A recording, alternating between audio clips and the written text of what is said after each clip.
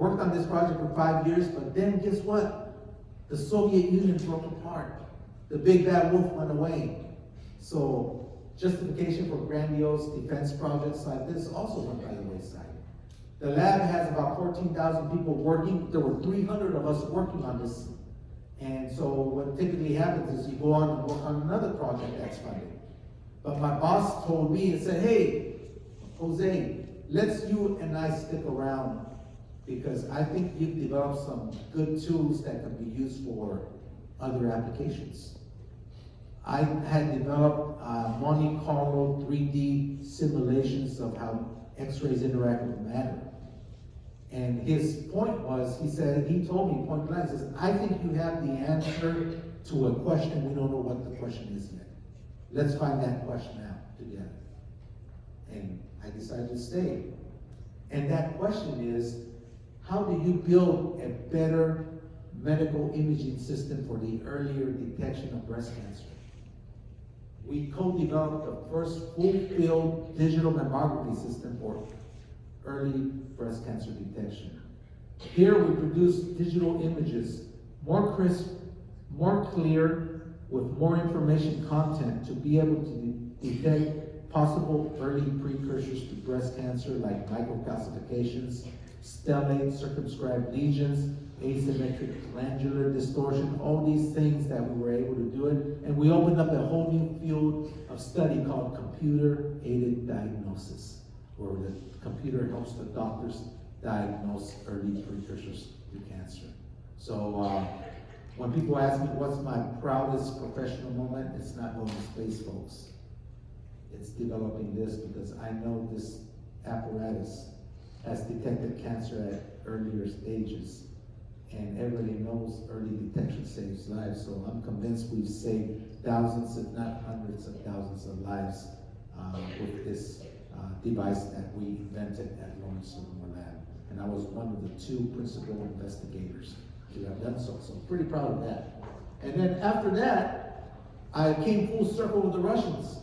I ended up going to Russia, signing up for a 5-year project where I would travel 6-7 times a year, 3 to 4 weeks at a time, to Siberia mainly, to visit the nuclear weapons complex sites of Russia, help them take control of their nuclear material via materials protection control and accountability measures, and also participate in the purchase of high enriched uranium in the form of low enriched uranium from the Russians.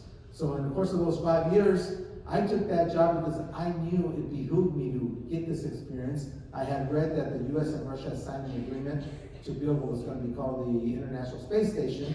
So I said, this is going to be my great differentiator from the competition.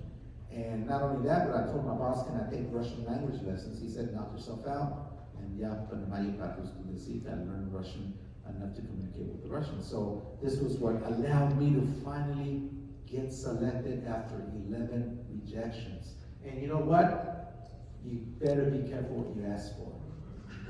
Because once I got selected, you think the job is done, but that your work is only beginning, because now you're an astronaut candidate. You start 2 years of training where you get tests every Friday. You have a written test, you have an oral test, you have a simulation test, and you've got to pass everything or else you're going to wash out. And for 2 years, those of you that have been in school, in college, it's like being in finals for 2 years in a row. Apart from that training, you also have fun training in the outdoors. This one is a lunar analog mission at the bottom of the ocean, 60 feet under, saturated dive. We did a 12-day mission pretending we're in the surface of the moon, but we're actually underwater. We even did moonwalks on the bottom of the ocean, which is pretty interesting. We also do cold weather survival training and water survival training, leave you in the middle of the ocean until a helicopter picks you up, or you're also in the mountains of Wyoming traveling long distances to do food pickups and survive the extreme weathers. You also are in the middle of nowhere doing wilderness survival training. Here they don't even give you food or water. You gotta find your own water source. The only thing they give you is a map. They give you a compass, a satellite phone, and some string. Why string? Well, you eat root systems while you're there, but you also have to have some protein. And so you create snare traps, and this is where I found out that squirrels taste like chicken.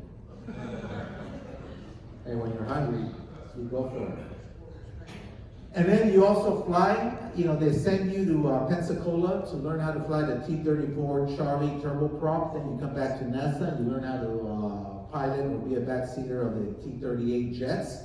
NASA has a fleet of 28 of these, and you have to fly on a consistent basis to remain current. And once you do that, you graduate after 2 years. You take on a technical assignment.